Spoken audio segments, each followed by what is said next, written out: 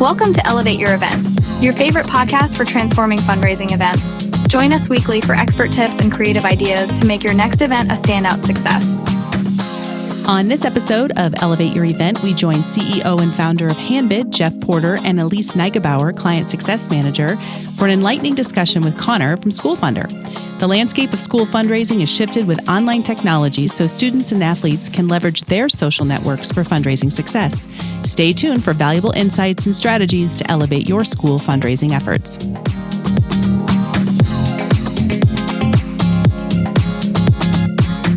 Well, welcome back to the Elevate Your Event podcast. We talk about all the various ways you can make your next fundraiser better.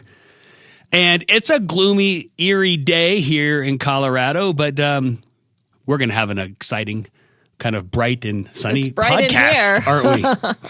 So we got Elise Neigebauer here from the Handbid team, and we are joined by a special guest from Schoolfundr, Connor Tennis.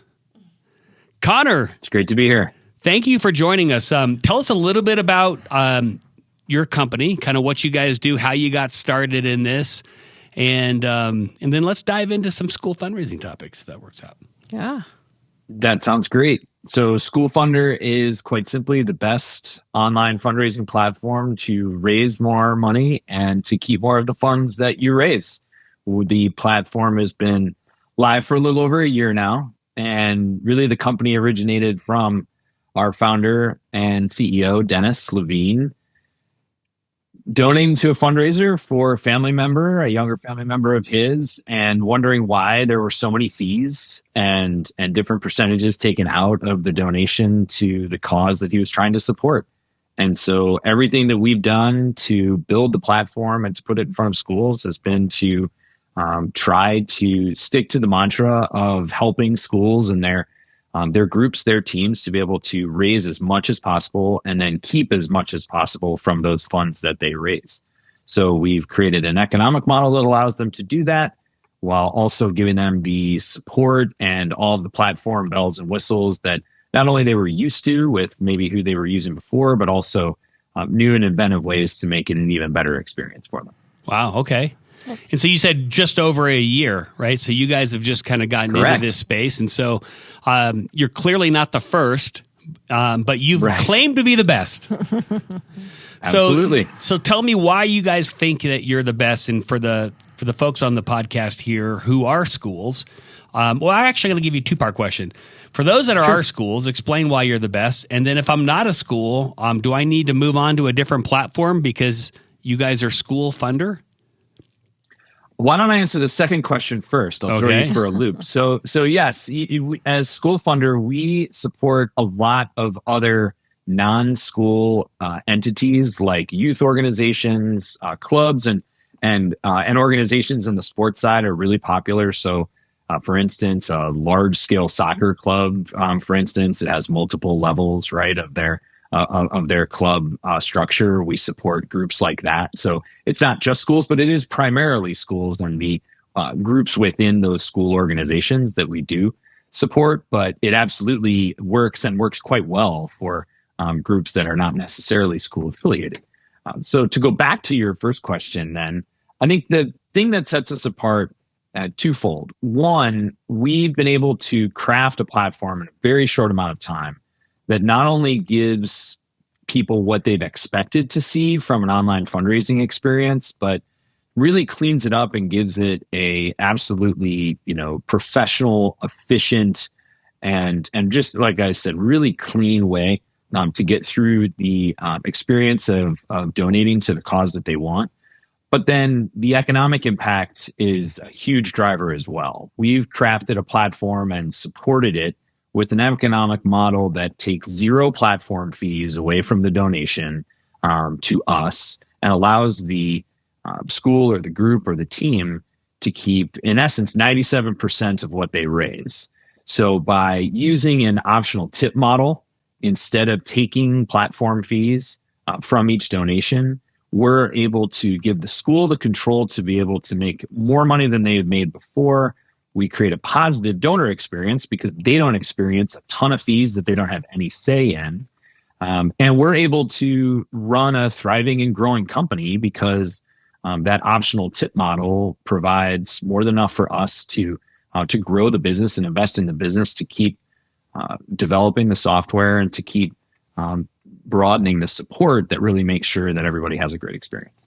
Okay, so interesting. So if I'm a donor, am I able to pay with a check, or do I have to use a credit card on your platform? It's true, because you can use online and offline donations, right? So online donations are quite simple. You'll go through the main format inside of the process. You'll click on the fundraiser. You'll click if you're supporting a participant. You'll enter your credit card information in to give your donation, $50, $100, whatever that happens to be. It's a very seamless, quick, basically 3 or 4 step process. You don't have to create an account. So it's very quick from the credit card side. But if the school or the entity wants to accept offline donations, they can do that too. And in this case, they can also track it. So the group leader can enter in any checks or cash that get dropped off to the activities office. They can enter it into that fundraiser, have it tagged and a part of the funds that they're raising there. There are no fees whatsoever, not even a bank transaction fee, right? That's involved in a check being handed to you. So the nice part about the platform is it allows you to take online and offline donations, but track it all in one place. So when I talk to athletic directors and coaches, we laugh and say, look, when someone drops off that check to the activities office, now it doesn't have to go in a drawer or a Post-it note and sit on a stack of papers for 3 or 4 weeks, right? You can just log it in the system and go ahead and deposit that check right away. And then at the end of the fundraiser, you'll have reporting that shows you everything that you got online and offline. Got it. Well, that's handy. And then I just was curious, for your donors, how much are they expected to tip? Or is there a range, or how does that work? It's a good question, Elise. Again, it is an absolutely optional tip model. So we give the power right back to the donor, just like they're trying to give whatever it is that they want to give to the cause that they're supporting. They can give whatever they would like to give to us, right? And so inside of that donor experience, they're able to choose whatever that is, from $0 to as many dollars as they'd like to give to Schoolfundr. We find a preponderance, well more than half of the donors do leave a tip for us. And again, it's because the experience is so positive for them. If they want to give $50 to the marching band or $100 to the football team, they're able to give that amount to that team without a large chunk of it being taken like so many different competing platforms do. And that leaves them in a place where they're more than happy to leave a tip for Schoolfundr that allows them to have this positive donor experience. So for the donor that's leaving the tip, so what do you think their thought process is? Do you think they fully understand the money is going to Schoolfundr and not to the charity to cover costs? Or I think so. We're pretty direct in that, right? And again, in my demos, I always make sure to show people that $0 tip option, just so that it's clear that they understand and know that if they want to leave 0, they can. But we're very, very clear in what it is that's going to the cause and what goes to us. Again, we don't touch any of the money that's going to the cause, right? So in that example of the marching band fundraiser, right? So that $50 is not something that we touch at all, right? And so it's very, very separate. And so that tip is quite clear in that is what goes to Schoolfundr, and that the donation is what goes to the cause. Yeah, we're seeing this model come up more and more, right? I mean, I've been in the fundraising world for, Handbid's 12, 13 years old, and then I've been fundraising since 2004. And we're seeing more and more companies go towards this model. So as more, and Handbid won't, but for folks like you guys that use this model, if more of the competition's doing the same, what's your trajectory to continue to set yourselves apart? I mean, it's got to go beyond the pricing model, right? Absolutely. And I think the key is that we were built this way from the beginning, right? So our plan all along was to build and grow from this model outward. If you think about and you kind of track the trajectory of the ways that people traditionally fundraised, and I want to make the caveat of sort of outside some of the bidding and auction area that you guys are in, right? So if you kind of think more on the product sales, selling chocolates or candy or flowers or whatnot, right? The margins there were really, really poor for the actual entity doing fundraising, right? And they're paying too. And so, Right. And not just paying, but also the complexities involved, the inventory, the tracking, the fulfillment. It's an awful lot of work for, in the end, sometimes 30%, maybe 40% if you're lucky, of the actual funds that are raised, because so much of it has to go to the actual product and the company that's facilitating it, right? And so that was how this type of fundraising was done for many, many years. And 8 to 10 years ago, the certain online fundraising platforms came to pass, where you could now, instead of giving up all of that percentage, you could now give maybe 25% of it to an online platform, and you get to keep 75. Keeping 75% of the funds raised sounded great in comparison to those poor margins on the product side. And so now the evolution is such that we're here to be able to say, look, you don't have to sacrifice that 25% any longer, right? Now you can do what you would like to do with an online fundraiser, but you don't have to necessarily set that aside anymore. And the response to that has been great. And so from our side, the idea is we have to withhold the brand promise and uphold it from a standpoint of giving them fantastic support, giving them a great experience, giving their donors a great experience, and then relying on those optional tips and that tip modeling to drive the business as we've created it. And so again, I think the key is that we've been able to build this way from the beginning, and that way we're able to be agile and scale. No, that makes sense. And we should come back to product sales, because you're right. Yeah, I even remember as a kid having to sell wrapping paper, so I get that. So do you guys disclose to the charity how much their donors tipped in a particular fundraiser? We talk with them about the general rates at which we see those tips come in. And again, they see from a standpoint of the fundraising system, when they go through and make the donation, they can see some of the defaults that are there for what people select. And again, because those are two very separate pieces, again, the fundraisers are really focused on what it is that they're bringing in, right? Whether we get a high tip rate or not on their fundraiser is somewhat immaterial to them if their fundraiser doesn't do well, right? So the idea is that for us, we're trying to drive not just as much as we can raise with them, but also as many just individual donations as possible, right? So the more people that donate, the more that they're going to make, but also the more people that are going to know about it from a sharing perspective. And so we really get focused on trying to make sure to drive as many donations as possible and as much from those donations as we can. And if we can keep them focused on the different parts of the platform that help them do that, then that dollar figure, again, is much higher than what they're used to raising on other platforms. Got it. Well, let's come back to the product stuff. Sure. It's interesting. I went to, this is a long time ago. We went to maybe 3 or 4 school fundraising conferences around the country. And man, it was all popcorn and Christmas trees and wrapping paper and everything else. And really the feedback I got from that, which I think, obviously probably plays somewhat into what you guys do, is, the margins suck, but it's easy. I don't really have to do much. I literally order a whole bunch of popcorn things and my kids just go sell it. And here we are trying to convince them to run auctions, and full disclosure, auctions are not easy. They raise a lot of money, but they're definitely not easy, and they are a lot of fun, right? So your guests definitely have a great experience with them, but they're not easy. or they're harder, we can say.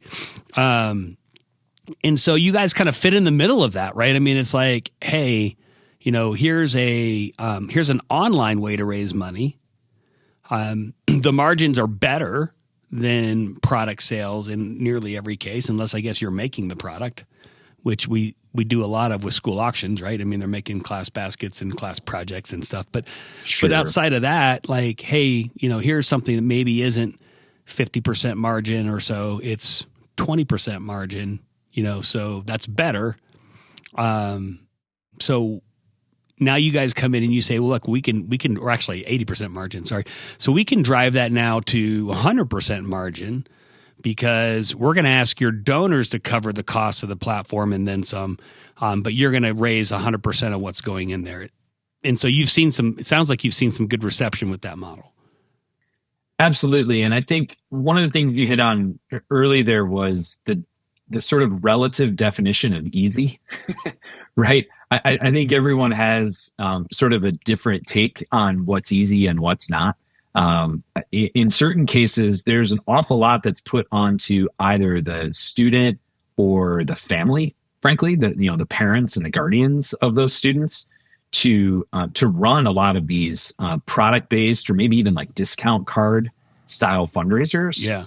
Where, they're having to go out to local businesses to solicit them to be a part of a discount card, or they're having to go, canvass the neighborhood to be able to sell, like we said, that popcorn or those chocolates. And I think the idea here is if someone says, hey, that it's really easy what we do, if you have them break it down for you for just a minute or two on the work that goes into it, presenting an online option becomes really simple for us, because if you get the team to put together, we have some magic numbers of 20 or so emails that each participant can load into the system. And again, with one-click sharing of the platform of the fundraiser once it's created, now you're not just relying on the local neighborhood to take part in your fundraiser. It's the network of every student inside of that group that extends far beyond the local area. Yeah, that's the peer-to-peer value. I get it, right? Yeah. I mean, we understand the value of that. We have peer-to-peer fundraising as a product as well, and there's definitely a nice advantage for allowing each individual family or student to leverage their social networks to drive their funds. I get that. What's interesting though, I think it really just kind of depends on kind of what the donor is after, right? Because I see pros and cons to every model, right? Hey, look, sure. I'm going to buy wrapping paper anyway. So if I'm going to if I'm going to help you out a little bit by doing something I'm already going to do, it works. And what's interesting is my son's out of college now, but when he was in high school baseball, they actually sold Rockies tickets. Now, you guys are all laughing at me right now because the Rockies are absolutely atrocious. But, 6-7 years ago, they were not that bad. And people still in Denver like to go to the games. And so it was really easy to sell the tickets. And the team made about $20,000 off of selling Rockies tickets, which is not bad. And so, it was one of those things where it's like, hey, this actually is a pretty easy sale. Now, some of the stuff that shows up at my house, I don't want, right? We used to joke, Connor, that Handbid was definitely the healthiest fundraising option out there. I'd put you guys in that category as well. Low calorie. Right. Exactly. We're not going to make your donors fat. Well, you could sell auction items that might, but either way, but for some people, I think they want something in return. That's why auctions work, right? I'll show up at your fundraiser and I know you got that gift card donated. I'll pay full price for it because I'm going to go to that restaurant anyway, and you're going to make a little bit of money, and I'm going to get a card for it, right? Discount cards, kind of in the middle, right? And so I think we all have our challenges with our models, right? Auctions are hard, but the end user gets something in return for what they're spending. Gift wrap, popcorn, oh my God, I've seen it all, right? Peanut brittle, right? They're all easy. In a certain sense, I don't have to do much but order it and show it and then make the family sell it. But people get something in return, but I make less money. And then you guys, right? You guys are a pure fundraising platform, okay? Not that hard, but you've now got to convince somebody, I want to give you $25 for nothing in exchange. And, if I know the charity well, or I know the school well, or I know the student well, I might be willing to do that. But I think that's where they all come together, right? I mean, it's one of those things where, gosh, there's you guys, everybody knows who I'm going to talk about, but there's this fundraising company out there, and they're expensive, okay? And they do the move-a-thons and all that kind of stuff. And, man, I could not get our school to budge. And the reason why is, well, they show up, they do backflips, they get all the kids riled up, they have the limo, they have all the, they take the kids to the pizza party that win. I'm like, if you look at how much money you're spending, right. You can get the local, high school Palms team to come in, and you could, throw some money their way for their fundraiser and have them do the backflips in the gym, and you can rent your own limo, right? And you can pay for the pizza, and it's going to be way cheaper than the $40,000 that you're paying this company, right? It's probably more work too, right? It is more work. See, so we go back to the trade-off. Yep. right? Exactly. They're like, I just signed the contract and they show up and I get money from it. Now we're all thinking we all want, like, well, you could get more. You could get more money. Just do it this way. Right. And that's a lot of what we talk with the individual group leaders and with the athletic directors at the school about is, what's your current fundraising mix? How are you approaching it and what are you doing? And in certain cases, there are, I call them sort of fabric of the community fundraisers. I think of like, Girl Scout cookies and things like that, where, look, if you stopped selling X or Y product, everyone's going to revolt, right? And so what we try to be really careful about is coming in and saying, look, we feel that our model is going to be really impactful for you. But let's talk about what it is that you're currently doing and see where it fits. In certain cases, we fit alongside something that they've been doing for years and years. It's been successful. And maybe there's a lot of muscle memory involved in it too, right? I mean, we talked about that definition of easy.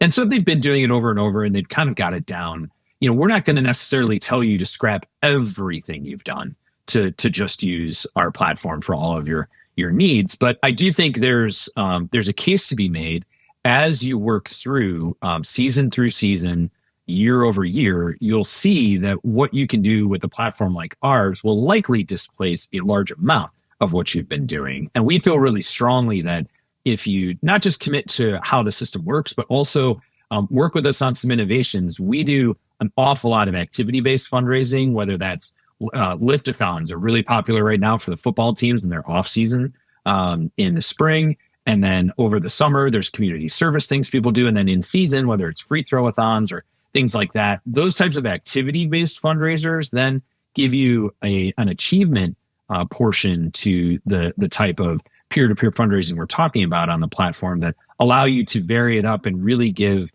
some dynamism to the fundraising mix that you have. Dynamism, word of the day. That's a good one. I love it. So, yeah, especially if I could get my Apple Health app to automatically update how many steps I made. So we built a peer-to-peer once for an organization, and it was Footsteps to Israel. And I remember it because it was so long ago we did this, and it was a little more innovative back then. But you had to figure out how many miles you lived from Jerusalem, and then this Jewish organization would then allow you to fundraise, and it would say like, okay, well, so many miles is so many steps, and then over the year you had to walk that many steps. Okay, as your fundraiser. Wow. I thought it was a really cool idea. I was like, okay, well, did you walk it? Well, I'm not Jewish, and no, but we built it for him. Oh, someone walked it. Yeah, because that's a lot of miles from Denver. That's a lot of miles. If you see my knees these days, you say I cannot walk to Israel. But I love those concepts, the activity-based stuff, how many pages you read, how many laps you do. I used to do a swim-a-thon as a kid. It's a good one. I was on Scouts Honor or whatever you call it to how many laps I actually had to go swim in the pool, but. Well, and we've done readathons where the second grade battles the third grade, right? Those and are then fun. We've done and then we've done serve-a-thons and lift-a-thons, right, with the varsity volleyball or varsity football teams where they're doing that. So that achievement side of the activity-based fundraisers can really. It's interesting when we talk with the ADs, they usually have an idea of like, oh, you know what, like that group of students, that group of their supporters, they're really going to get into this activity-based side of it. Whereas others, they're like, well, I'm not so sure. And so we encourage them to try, especially when someone is going to potentially need to raise 2 or even 3 times in a school year, to try to vary it up. So you're not just going back to your constituents with the same type of message. Yeah, you can get there's definitely a little bit of an overload sometimes, especially if you have multiple kids in high school and, absolutely. And I see that being tough, right? And that's where I would say the pure online fundraisers are the toughest sell in those certain cases where I've got 3 or 4 students in high school and I'm hitting up my same network for all 3 kids, right?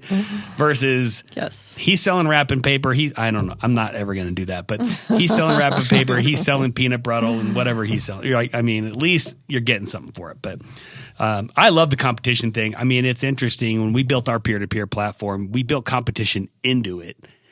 And I would say for the most part, it got a really good reception from folks. And the reason is because it works, right? competition works, especially with parents who are like, I want my kid on the limo going to the pizza party, and they get to see the leaderboard. And it was so funny. There was one school that they used a different platform the year before, and it was kind of an internally built one from another, from a dad at the school. And it was all just a form, Connor. So it was like, I go in there, I pick my grade, I pick my teacher, I pick my student's name, I donate. That's it. Sure. And it was done. Thank you for your donation. No information on who's winning, anything, right? Well, they moved to our platform, and I don't think they realized how it worked. And I think the year before they raised like $15,000 or something like that. It wasn't a ton. And then they turn on our platform, and literally over the weekend, they're at $25,000. And they freak out on Monday morning. Oh, you're going to love this story, okay? This is one of those, oh no, stories. So they freak out on Monday. A couple of parents are mad because they feel like their kids are just never going to be, they're not going to ever raise enough money to be in the top 10, to be on the front page of the leaderboard, and they freak out. And so they basically shut the whole thing down. And they turn the entire fundraiser off. And we have a setting that allows you to make it private where it basically hides the leaderboard. So we turned that back on for them. Right. And they didn't raise hardly anything else. And all these parents are like now calling in saying, where's my kid rank? Where's my kid rank? I want my kid to go on this party thing. And I'm like, oh, you guys you're leaving money on the table. The competition is fun. It's not supposed to divide the school, right? And it's not supposed to, it's not supposed to shame anybody. It's just supposed to be fun. And I am telling you, it definitely works. So kudos to you guys for doing the activity-based stuff. I think that was – so you have to tell us, maybe you don't even know the answer to this question. What's the most number of pounds that a high school football team has lifted? I'd like to know. When we finish lift-a-thon season, we'll have to get let's regroup on that. Let's regroup. Right, I'd love to see how many tons they lift. I think that would be really, really cool. Like this could be on your website, right? Schoolfunder, 622 million tons lifted. I'd do that if I were you. So I was curious. You probably see a lot of different schools, a lot of different organizations. What is like the most creative, most fun thing that you've seen? Just. Are you putting Connor on the spot? No, I am. It's a great question because it is so across the board, right? Like we work with an awful lot of teams on the athletic side. But there are tons of activities that happen at the school that have to raise money. Right. There's one very recently that we've done for show choir where they needed to raise for new risers.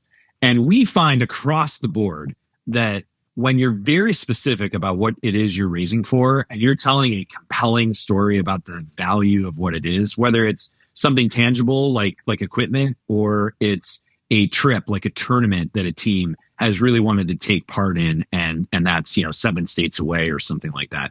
Those are the fundraisers that are the most successful. So I think a really neat one most recently has been who knew how much risers actually cost? They're a lot, aren't they? Show choir, but they're pretty important. And so again, motivating and getting the supporters to really get behind it. This is exactly what it is that we need. This is why we need it. And when you tell that compelling story, you often are amazed with the results that the constituents have. And again, the participants, the students, for the most part, do a tremendous job getting behind it too, because they realize that the more people they tell about it, the more that they get the word out, the more that they'll get those incremental, dollars of support that come from their constituents. So yeah, that's a very innovative one recently. And I do think that, again, those activity-based, whether it's the more physical side of things, or it's just kind of like tracking things that people have done, community service side of things, I think will only continue to grow, where you can do service hours. And now you're talking about giving back to the community and doing things outside of just the school that can really give back to the community at large, being able to track that and show. You talked, Jeff, about where am I on a leaderboard? I mean, talk about something that everybody can get behind. That's a good thing, right? Giving back to that community. So I think that will continue to be something that only broadens on the platform. Nice. Awesome. Well, look, I will tell you that, schools, like the best part about working with schools is there's a lot of engagement. And so I love it on the volunteer side. We've always saw that, and then also on the parent side, whether it's attendance at these auction events or it's participation in fundraisers, or selling the gift wrapping or whatever it is. Well, everyone wants to do it for the kids. They want to do it for the kids. Right. And I'm sure you guys have seen the level of involvement and sort of who's involved is wildly different school to school, right? Like we have certain clients where we work just directly with the athletic director and the coaches, and they handle everything internally in that department. And we have others where it's the coaches don't touch anything. They're just focused on coaching.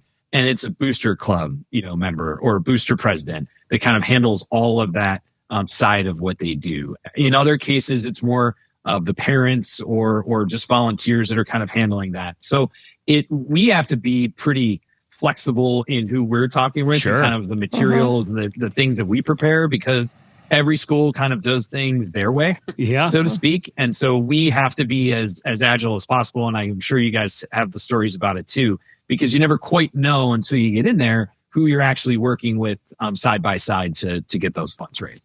Yeah, and making sure that you're like everybody's aligned, right? I mean, and I saw this even in my own kids' high schools, that sometimes like you've got different divisions fundraising that are at odds with each other, or they're all using different platforms. That's the one I just never could get. Like, honestly, like there's 12 booster clubs or 12 teams or whatever it is in this school. Come on, Mr. AD or Mrs. AD, can you get these folks all on the same page? And can you make the experience from the donor standpoint work in a similar way where I am not literally registering for 5 different like fundraising tools just to give to the 1,500 requests I get from all of my friends' high school kids. So yeah, I get it. I mean, it's an ongoing challenge, right? And I was and Jeff, something we put in place for that point exactly, right, is what we call School Fundr Plus, which is a free suite of tools, essentially a platform for the athletic director or for the administrator to be able to have oversight over their entire department or the entire school's fundraising efforts. So an athletic director will have access to School Fundr Plus, and each of their coaches, each of their teams that uses the platform, then that athletic director has the ability to see all of that rolled up in one place, can dive into each individual fundraiser if they need to. But to your point about being able to streamline and make things much more efficient, it's a way for the department sort of to get everyone organized onto one platform and then reap the benefits of those economies of scale of essentially saying everyone's using the same platform, everyone gets the same reporting, all of it rolls up properly the same way, and it makes everybody's lives a lot easier. And so if I donate to one School Fundr run fundraiser, right? And then I go to another one, is my information retained or am I signing up again? There is no actual account that the donor has to sign up for. So the donor, in just a very quick 3-step process, will make their donation. They do not have to sign up for an account. So it's very quick. Yes, you will enter in. And again, there's different payment options that you have there. So it's a very quick donor process. So it's not something where your information then is kind of saved and ported over. But at the same time, for each individual fundraiser that we have, the ability then for that fundraiser to reach back out to those that supported them in the past, the group has the ability to do that. It's a very quick experience for the donor. And then on the group side, the fundraiser leaders and the department heads, they have all that information in one place on School Fundr Plus, which is pretty helpful. That's cool. And can you synchronize that to some other CRM if they have some sort of school like donor management system? Or absolutely, the data is very easy for them. All of the different parts inside of School Fundr Plus are able to export to spreadsheets, CSV, Google Sheet, whatever you're looking for. So it's really, really easy to take the information that they've gathered through that fundraiser and be able to utilize that in an impactful way. I mean, just one of the ways you can think about it, everybody that donated to the volleyball fundraiser, maybe you want to give them some information on the end of season banquet or end of season get together. So you're sending that information out to them. I mean, it's all data that they've harnessed and they have the ability to use. It's really helpful and impactful for very cool. Yeah. We're a big fan of data here. So love data, especially when it's accurate. For sure. Absolutely. And I mean, it's a huge piece. I mean, people want to make sure that all of that is taken great care of. And so Schoolfunder, one of our core tenets, we never sell anyone's data. We never market anyone's data outside of what's here. What's here in terms of the data for your fundraiser is yours and yours alone. So the school is able to do with it what they need to kind of leverage it and track the donations that they're receiving. And at the end of the day, it's theirs and they know it's secure. So it's a really key, important part of the platform as well. Very cool. This has been awesome. It's been helpful. I love talking about school fundraising, and we're both parents, if you can tell. So Same. We've lived through this all. We have. I've had 4 different kids are going to graduate from 4 different high schools, so I've seen a lot of variety in school fundraising. Put it that way. But it's been great. So, Connors, let everybody know how they can check your website out, and if they have any other questions, how they can reach you guys. Sure. We are at schoolfunder.org. And if you head there as a athletic director or a coach or somebody that's looking to start a fundraiser, you can click on that, schedule a demo with us, a quick meeting with one of our territory managers, our fundraiser experts. We'll be able to get you started very, very quickly and give you all the insights to get off the ground and up and running. And you can follow us on all the socials and whatnot. Again, Schoolfunder is pretty easy to find. So we're excited to engage with you and to welcome more clients on board. Awesome. Great. And the business, the pricing model is what, right? There's no option for them to pay if they'd rather pay instead. It's all through the tipping model. Correct. It's always free to use, right? And so it's the donation goes to the cause. There's the only fee that's involved is a transaction fee from Stripe, right? To facilitate from one bank account to the next. And so it's not even a Schoolfunder fee on our platform. So that never changes. All right. Yeah, that's awesome. Great. All right. Well, thank you, meeting Connor. With us. Thank you, Jeff. Thanks, Elise. Yeah. We'll wrap up this episode of Elevate Your Event podcast. And until next time, happy fundraising. We hope you enjoyed this discussion about school fundraising. A special thank you to Connor Tinnis with Schoolfunder. Check them out at schoolfunder.org. If you enjoyed our show, please take a moment to leave us a review. You can find us on Apple, Google, and Spotify. Don't forget to subscribe for more great content. And if you're a fan of video, check us out on YouTube. Until next time, happy fundraising.